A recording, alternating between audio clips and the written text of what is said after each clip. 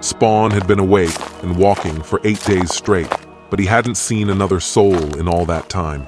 He kind of liked it that way, but he could hear the devil laughing at him. His costume was angry and throbbing. It wanted to teleport him back to New York City, back home, but he didn't want to use that much energy.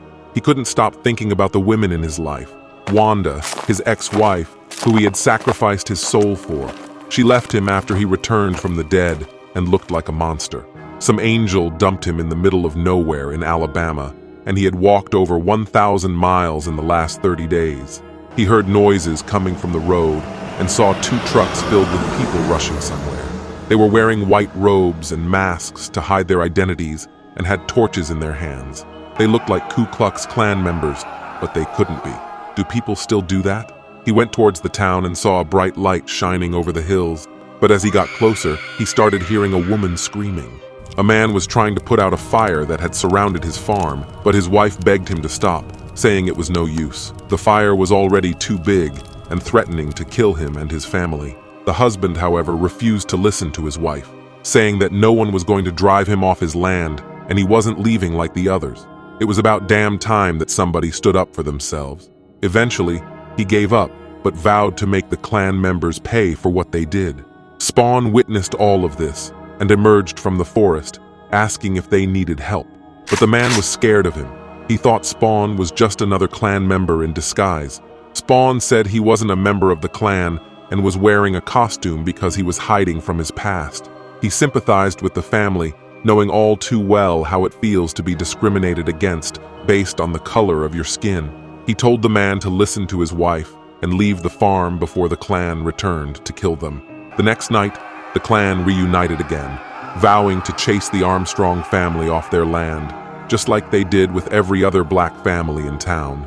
Spawn used to be an assassin, and he prepared a trap for the Klan members. He ambushed them while they were driving towards the Armstrong farm and blew up both of their cars.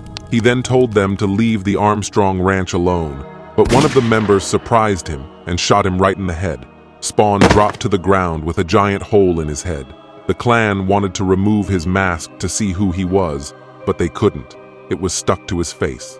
The leader told the other members to make sure he was dead, and just to be sure, they hanged him to an old tree at the side of the road. The man found Spawn the next day, hanging in the tree, but 2 of the Klan members returned and jumped him. But Spawn was not dead. He recovered and immediately attacked the 2 Klan members. Mr. Armstrong reported everything to the police, saying he was attacked by Klan members who murdered a man. The defense attorney said there was no evidence of a murder since the body was missing and his defendants were attacked as well. Armstrong had no chance of winning the case, and the judge dismissed it, threatening him with false accusations. The judge was actually the leader of the Klan and vowed to make Armstrong pay for attacking his members. But Spawn wanted to help the man and his family and decided to make the Klan members' lives a living hell. One of them loved to drink and made his own alcohol, so Spawn replaced it with gasoline. Another one paid $5,000 for his shotgun and loved it very much, cleaning it even twice per day. Spawn twisted the barrel, making the shotgun useless and causing the guy to cry for 20 minutes.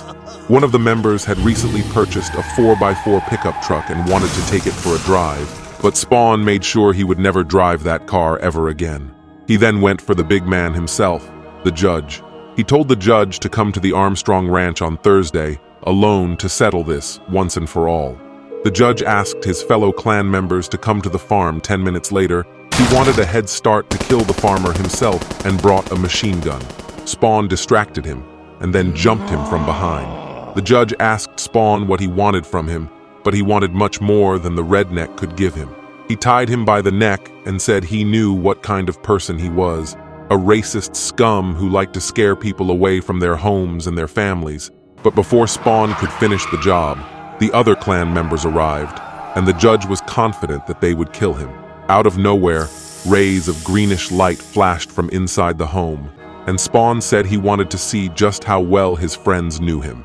The rednecks rushed inside, armed to the teeth, but Spawn had disappeared. The only person left inside was the judge. But something was wrong. Spawn had done something to him and turned his skin black.